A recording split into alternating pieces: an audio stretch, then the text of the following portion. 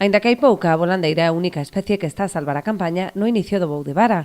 Das 20 embarcacións que saíron estas primeiras xornadas en Rianxo, non todas conseguiron acadar os topes de 50 kilos por tripulante cun máximo de 150 por barco.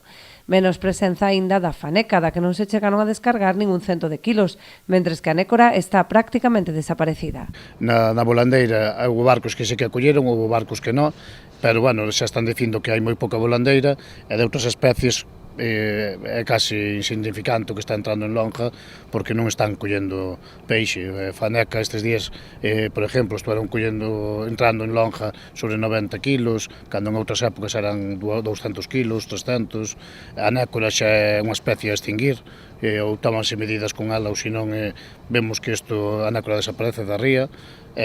Bueno, a xente se vai tirando ca volandeira que se está collendo estes días. A cara positiva é a boa cotización da volandeira, coa de primeira 10 euros e a máis pequena rondando os 3. Non están tan mal, están dentro do margen dos últimos anos. Está indo sobre a primeira sobre 10 euros, máis ou menos, que é a grande de todo, e a última sobre 2,60, 2,70 estuveron indo estes días. Non está mal o precio, o problema é que as capturas son escasas e a volandeira hai moi pouco.